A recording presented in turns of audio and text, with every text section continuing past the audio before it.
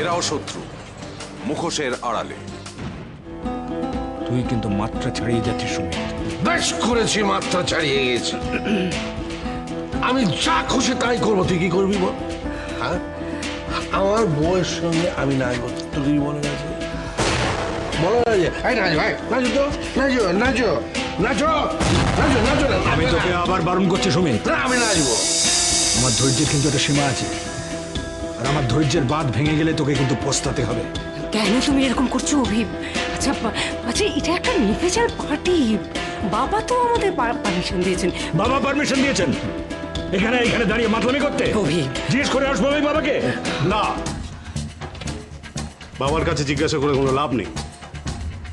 বাবা এই পার্টি শেষ করতে বলেছে। শুনেছেন সবাই? পার্টি শেষ। না আপনারা এখন যার যার বাড়ি চলে যান। সত্যি কি? দাঁড়ান দাঁড়ান আপনারা। সীমা, পার্টি শেষ হয়ে গেছে। 5 মিনিটের মধ্যে আমি তোমাকে ঘরে দেখতে চাই। নিচের হই হট্টগোল, গান বাজনা সব থেমে গেছে বলে মনে হচ্ছে। হ্যাঁ, একটু আগে অভিজিৎ বাড়িতে ঢুকেছে।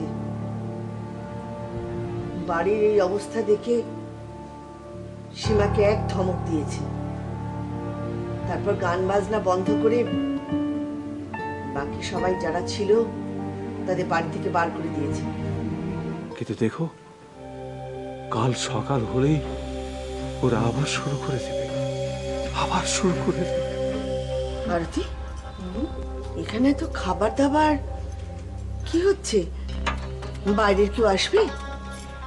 বাইরে থেকে যার আসার কথা ছিল তিনি তো চলেই এসেছেন বড় মা, আমাদের মেজদার নতুন বউ। আর তারই অনারে আজকে বউ ভাতের ব্যবস্থা করা হয়েছে। তোমাদের বাবা তোমাদের এসব করতে বারণ করেছিলেন, তবু তোমরা এসব করছো? এতে নিশ্চয়ই কারোর কিছু বলার থাকতে পারে না। তোমাদের পার্টিতে তোমরা যদি মদ খেয়ে হুল্লোড় না করতে তাহলে তোমাদের কেউ বারণ করতো না। কিন্তু বড় মা, এখানে তো মদ খাওয়া হচ্ছে না যে আজকে আমাদেরকে বাধা দেবে কেউ। হ্যাঁ, প্লিজ বড় মা, প্লিজ এখান থেকে একটু সরে দাঁড়ান। আমাদের আনন্দটা আপনি মাটি করবেন না। আপনার যদি এখানে থাকার ইচ্ছা হয় থাকুন, আমাদের সঙ্গে খাওয়া দাওয়া করুন, নো প্রবলেম। হ্যাঁ, একদম ঠিক বলেছে ঠাকুরপো।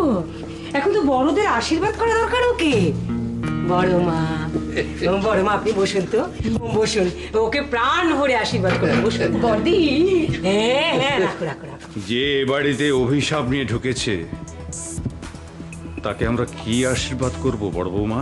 তুমি কিন্তু বিচারক হয়ে পক্ষপাতিত্ব করছো। তুমি কেন নীলিমার পক্ষ নিচ্ছ বলো আমাকে? ও কি করেছে আমার জন্য? আমি যখন ডিভোর্স হওয়ার পর মনে কষ্টে ছিলাম, ও তো আমার জন্য কিচ্ছু করেনি। তখন কিন্তু এই মেয়েটা কিন্তু আমাকে সান্ত্বনা দিয়েছে, আমাকে সেবা যত্ন করেছে, সবকিছু করেছে। মানুষ যখন একটা ভুল করে সেই ভুলকে ডাকতে 100টা ভুল কাজ করে। তুই নীলিমার সঙ্গে যে ব্যবহার করেছিস এর সঙ্গে সেই ব্যবহার করে দেখ, দেখ তাতে ও কতটা তোকে ভালোবাসে। শুনুন অরবিন্দ বাবু, আপনার বকবক অনেকক্ষণ ধরে সহ্য করেছি। আমি ওকে ভালোবাসবো না গঙ্গায় ফেলে দেব সেটা সম্পূর্ণ আমাদের ব্যাপার, হাজবেন্ড ওয়াইফের ব্যাপার। আপনি এর মধ্যে নাক গলাচ্ছেন কেন? আর একটা কথা, আমার বৌভাত হবে, বৌভাত আমরা করবই। আপনি যান এখান থেকে। কি বললে তুমি? যান এখান থেকে? তুমি জানো এই বাড়িটা কার? উনি ইচ্ছে করলে এখানে সবাইকে ঘাড় ধাক্কা দিয়ে বাড়ি থেকে বার করে দিতে পারে, সেটা তুমি জানো? কেউ পারবে না, কারণ আমাদের নামে একটা অংশ লেখা আছে।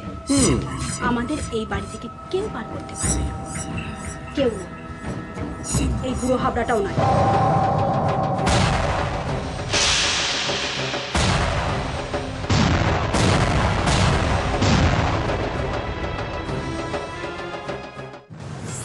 এরাও শত্রু, মুখোশের আড়ালে।